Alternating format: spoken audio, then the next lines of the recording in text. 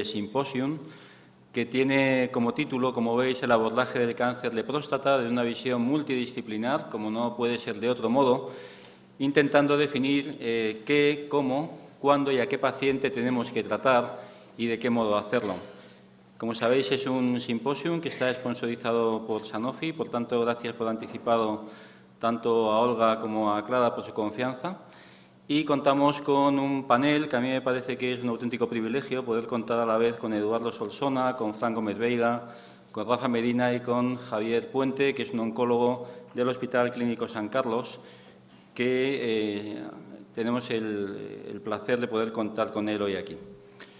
Bueno, sin duda, el cáncer de próstata es un escenario cambiante y es cambiante en distintos ámbitos. Lo es en la enfermedad localizada, donde tras llegar la laparoscopia o el Da Vinci, hoy en día hay claramente una tendencia a hacer vigilancia activa o terapia focal en casos seleccionados, en los cuales se está definiendo cuáles son los pacientes con un criterio adecuado para este tipo de tratamientos.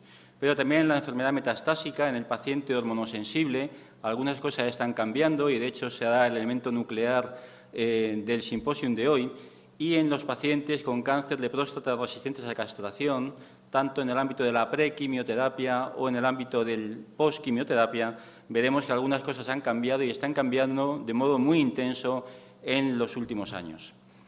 En este sentido, hemos planteado el simposium con 4 apartados claramente diferenciados. Un primer apartado en el cual haremos una puesta al día de modo sintético del estado actual y de la evidencia de la deprivación androgénica. Se va a encargar de ello Rafa Medina. En segundo lugar, nuestro oncólogo Javier Puente se va a encargar de el posible papel que tiene la quimioterapia precoz en el paciente con un cáncer hormonosensible que es virgen de tratamiento.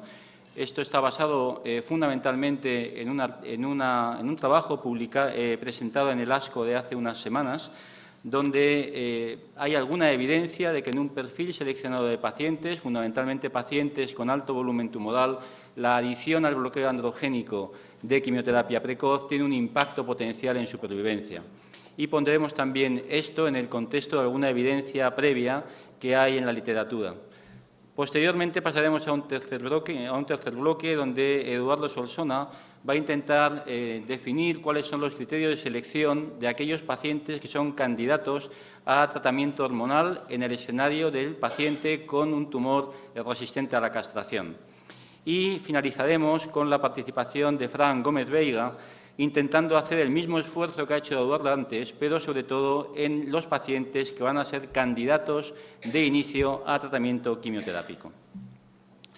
Bueno, hay ciertas cosas que han cambiado en cuanto a la utilización de nuevas drogas y aquí os presento cuáles son las drogas que en este momento han demostrado tener impacto en supervivencia global en los pacientes con cáncer de próstata resistente a castración. Como veis, docetaxel, abiraterone o enzalutamida lo han demostrado en el escenario de prequimioterapia, pero también es verdad que sipuleucel se ha mostrado eficaz tanto en pre como en post y que tenemos algunas drogas nuevas junto a las que hemos citado antes, como puede ser cabazitaxel o como puede ser el radio, que se han mostrado eficaces en post-quimioterapia después de docetaxel. Estas son las que hay evidencia en el momento actual de que impactan supervivencia global de estos pacientes, pues en un periodo de tiempo que veis que varía pues entre 2 y 5 meses con la evidencia publicada.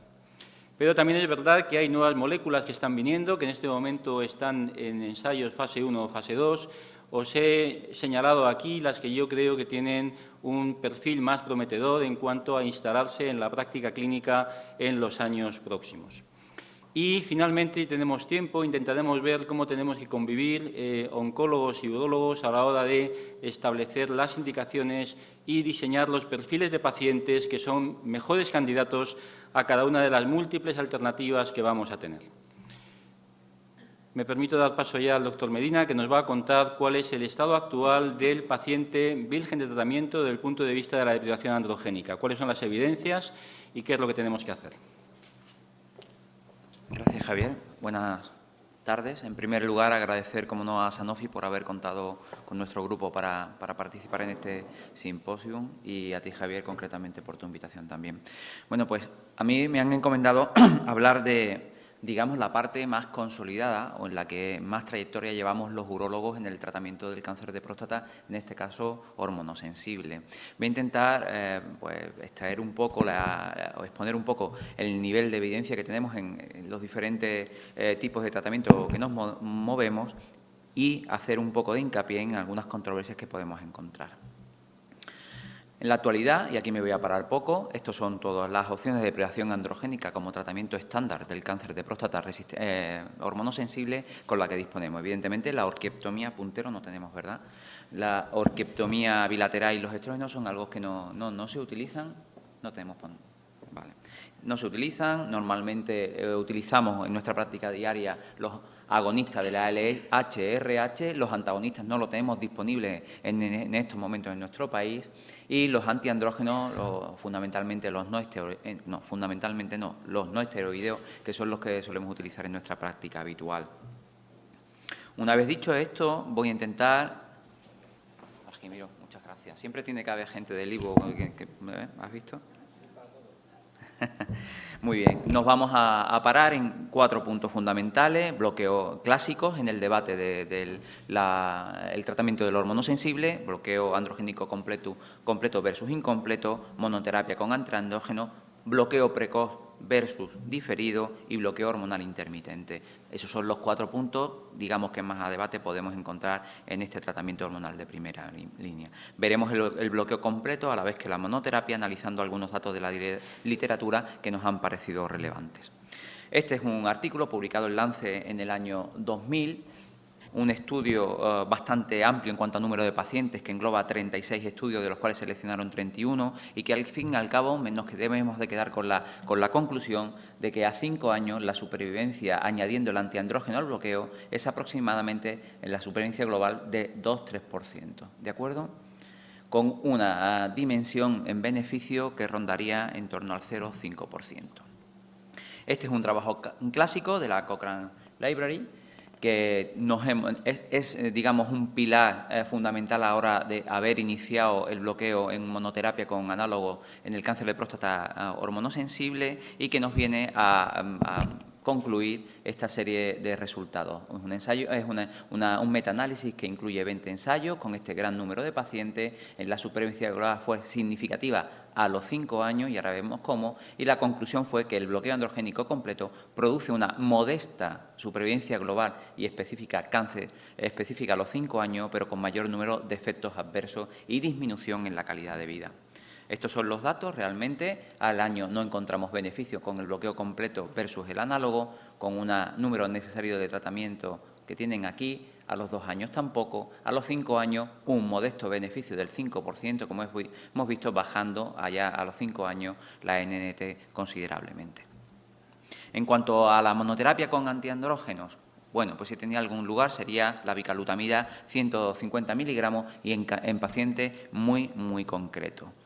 Pueden ser aceptables en aquellos pacientes con cáncer de próstata metastásicos dispuestos a aceptar el riesgo sobre la supervivencia global que podría suponer, y admitiendo como efecto indeseable fundamental la ginecomastia, pero con el beneficio de intentar mantener la función sexual. Y como veis, la bicalutamida 150 sería el tratamiento estándar en estos casos. Por tanto, en cuanto al bloqueo hormonal, fundamental y claro, todo lo que es referente al bloqueo en monoterapia con análogos y que necesitamos el control de la testosterona como punto básico. Los tratamientos con monoterapia con antiandrógenos debería ser más consensuados con los pacientes en contexto determinado y determinando perfiles de efectos secundarios, valorándolo. El bloqueo máximo no es una opción terapéutica para uso generalizado, y desde el punto de vista económico la orquiectomía, que aunque no está ya en la práctica clínica nuestra habitual, pues sería la opción más coste efectiva. ¿Qué dicen las guías de práctica clínica al uso de todo esto? Pues la última versión de la NCCN, ven cómo pone al mismo nivel en aquellos pacientes sensibles y metastásicos la orquiectomía quirúrgica, el análogo en monoterapia, salvo los 7 días con antiandrógenos, el bloqueo completo, los agonistas y la observación en un número de pacientes muy seleccionados. La opción óptima, como veis, pues agonistas o antagonistas en monoterapia, que son los que tienen igual eficacia a la orquiectomía quirúrgica, y el bloqueo combinado máximo no nos provee beneficio, y el antiandrógeno en monoterapia tampoco debe ser una opción del todo recomendada de forma generalizada. La guía europea nos asigna el nivel de recomendación que aquí ven en los asintomáticos y en los sintomáticos. Y los antiandrógenos igualmente ahí lo tienen. Bloqueo intermitente, que probablemente sea el punto que más debate puede subsistir. Las hipótesis con las que se iniciaron los trabajos de bloqueo androgénico intermitente fueron estas. Bueno, pues intentar recuperar el potencial apoptótico, controlar la presión de la selección de clones hormonoresistentes y buscar el beneficio fundamentalmente en estos 4 puntos. Calidad de vida, disminuir efectos adversos, la posibilidad de efecto positivo en el control a largo plazo de la enfermedad y disminuir costes. Este es el trabajo clásico en fase 2, un metaanálisis que engloba los estudios en fase 2 y que, bueno, en definitiva, tendremos que utilizar la supresión androgénica hasta conseguir un nadir que podremos definir y el límite de PSA para el reinicio del tratamiento, el periodo, es decir, el acabar el periodo OFF, lo sitúa en torno a 10-20 nanogramos de PSA. Estos son los ensayos fase 3 publicados y a debate. El periodo inicial de tratamiento debe ser entre 6 y 9 meses. Los pacientes que podrían ser candidatos, evidentemente, deberíamos de perfilar desde qué punto de partida los encontramos. No es lo mismo un paciente sin tratamiento previo que debuta de forma metastásica, hormonosensible, donde empezaríamos con PSA por debajo de 4. Si un paciente parte de una radioterapia previa, pues el PSA lo pondríamos en un nivel 1, y si parte que se hace metastásico después de una prostatectomía radical, podríamos plantearnos realizarlo siempre que el PSA fuera por debajo de 0,5. Y en los periodos OFF debíamos de tener un control estricto del PSA cada 3 meses. ¿Reiniciar el tratamiento una vez que hemos retirado los análogos? Pues bien, ¿cuándo? Pues en pacientes, como hemos dicho, que son metastásicos de debut, cuando alcanzan un PSA en torno a 6-10, si el paciente previamente había sido sometido a una radioterapia antes de hacerse metastásico, cuando el PSA se situara en torno a 6, y si el paciente lo que había recibido como tratamiento primario fue una prostatectomía radical y posteriormente avanzó a metastásico, pues el corte para poder reiniciar el tratamiento o para indicar el reinicio de tratamiento lo situaríamos en 3-4 nanogramos por mililitro. Los periodos OFF son cada vez más cortos y permiten una discreta mejoría de la calidad de vida con disminución de algunos efectos adversos, fundamentalmente en la esfera sexual y a nivel cognitivo. Por tanto, el bloqueo hormonal abarata el coste del bloqueo androgénico, no se ha demostrado beneficio en la supervivencia, no han demostrado aumento del tiempo hasta el desarrollo de la hormonoresistencia, punto también clave. ¿Qué nos dicen las guías de práctica clínica? Pues aquí la NCCN nos deja claro que está apoyado su uso en un nivel de evidencia 2A, pero con ensayos de no inferioridad en relación al bloqueo convencional continuo, y la guía europea del 2014 nos da estos niveles de recomendación en pacientes, como ven, muy seleccionados, como antes les he comentado. Último punto a debate, y con esto termino, deprivación androgénica versus inmediata versus diferida, pues también es un debate clásico, cuándo iniciar, si al diagnóstico de la enfermedad metastásica o diferir hasta que el paciente sea sintomático con una alta carga tumoral. Hay puntos a debates que pueden ver aquí, muy debatidos en la literatura. En definitiva, existen datos que afirman que la deprivación androgénica inmediata solo beneficiaría a pacientes jóvenes con PSA altos, y las guías ASCO concluyen que no se puede recomendar cuándo iniciar la deprivación androgénica hasta que no se tengan estudios más contundentes. Este es un trabajo interesante publicado en el 2008 de la ORTC y definirían estos criterios para iniciar un bloqueo precoz versus tardío. Bloqueo precoz en pacientes con PSA basal mayor a 50, es decir, con un alto riesgo de cáncer, de muerte cáncer específica. Tardío en pacientes con PSA basal por debajo de 8, con un bajo riesgo de mortalidad cáncer específica a los 7 años y precoz en aquellos pacientes con un PSA basal entre 8 y 50, siempre en que tengan un tiempo de duplicación del PSA inferior a 12 meses. También podríamos definirlo en pacientes metastásicos. Bloqueo precoz disminuye las complicaciones, pero no la supervivencia global, y en pacientes con ganglios positivos tras prostatectomía radical, el bloqueo precoz aumenta, sí, en este caso, la supervivencia global. Muchas gracias.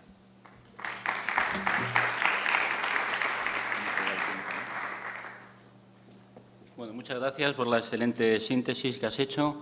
Yo invitaría a nuestros panelistas, si hacéis el favor, a sentaros en la mesa para poder comentar algunos de los puntos que nos ha mostrado Rafa Medina. Bueno, yo está bastante bien establecido lo que has comentado sobre el bloqueo completo o incompleto, bloqueo temprano o diferido, y quizá el punto de mayor inquietud es el bloqueo intermitente. Está bastante bien establecido que no va a disminuir no va a prolongar el periodo de tiempo hasta la resistencia a la castración, y sí parece que tiene impacto económico e impacto en calidad de vida y en minimización de efectos secundarios.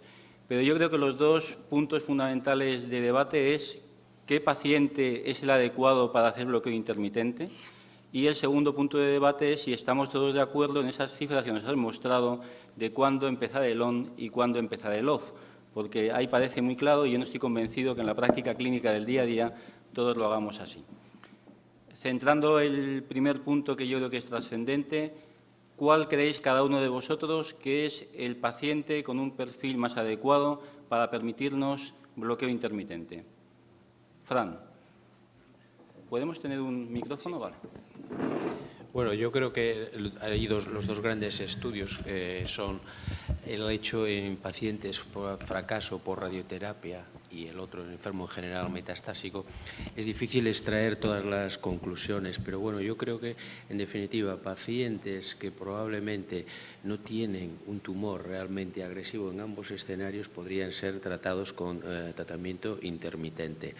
El trabajo, sobre todo de Juanita Cruz, que es un estudio de no inferioridad, ha puesto en valor que se podrían tratar y en supervivencia global podrían ser iguales. Si también haces una lectura fina, ves cómo efectivamente, aparte de ser enfermos con medias de edad de 74 años, mayores, por lo tanto no es un escenario también habitual, se ve que la diferencia de supervivencia en tratamiento continuo versus intermitente era creo que del 10%, lo cual te mete también cierto nivel de duda. De ese trabajo no podemos extraer si efectivamente hay factores de riesgo claros para diferenciar unos a otros. Ahora, yo pienso que enfermos que posiblemente no tengan tumor de características agresivas sí podrían ser planteables con tratamiento intermitente. Puntos de corte tampoco están realmente claros y efectivamente los estudios nos afinan un poco, pero es posible que el tiempo y el punto de corte de PSA, dependiendo un poco de las características del tumor de donde partimos, posiblemente puntos como los que se han comentado aquí, Rafa, los estudios,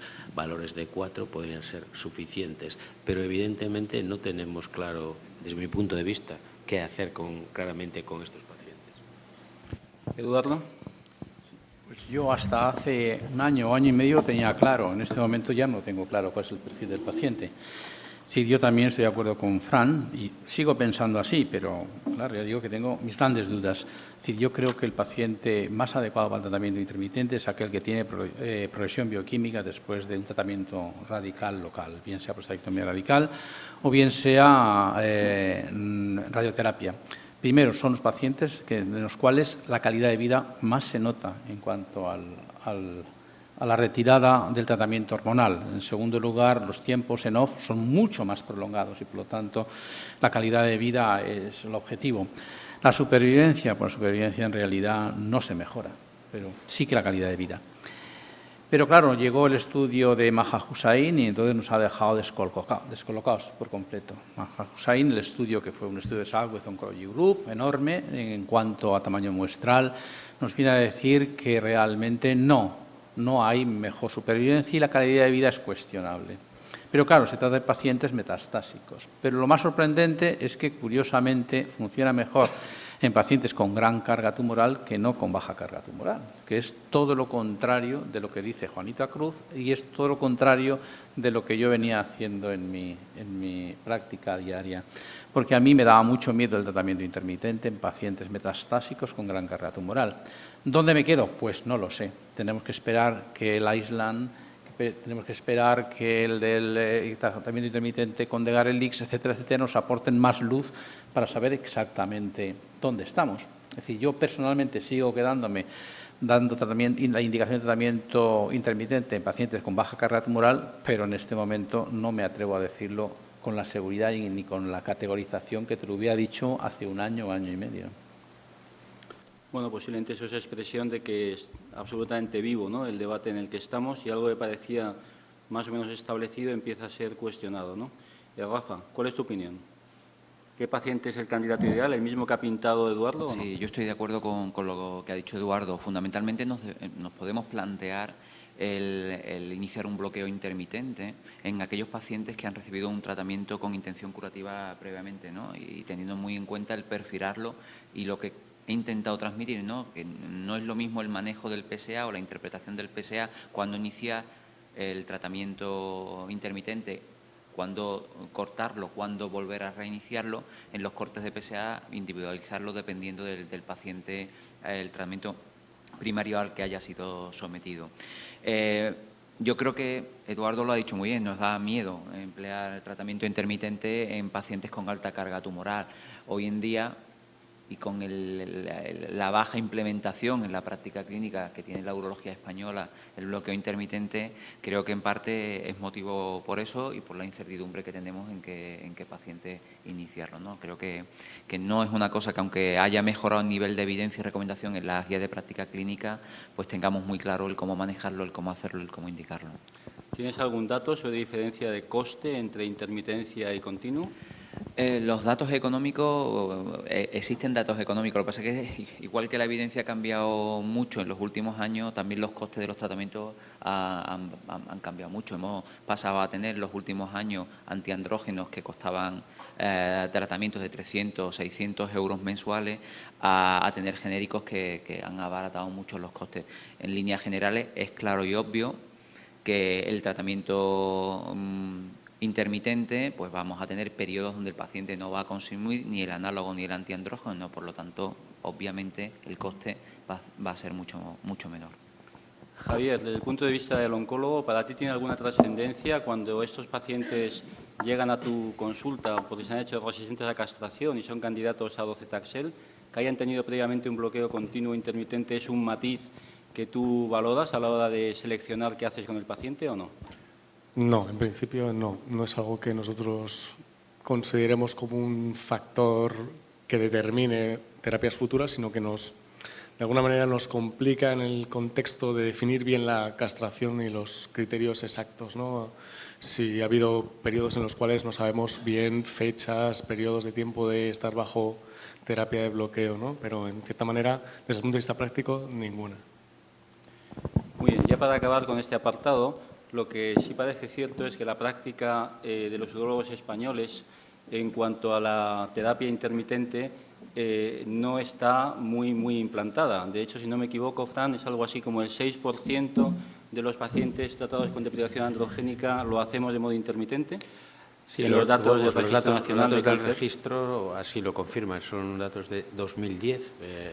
No sé si a día de hoy, 2014, estos porcentajes hayan podido cambiar, pero bueno, los datos que sí tenemos de 2010 se mueven en esas cifras. Yo pienso que probablemente es una práctica extrapolable a gran parte del contexto del mundo en general en que nos movemos, ¿no? Y que da fe de que quizás todavía no ha calado, por todas estas dudas que estamos comentando, la idea del tratamiento intermitente y dónde situarlo.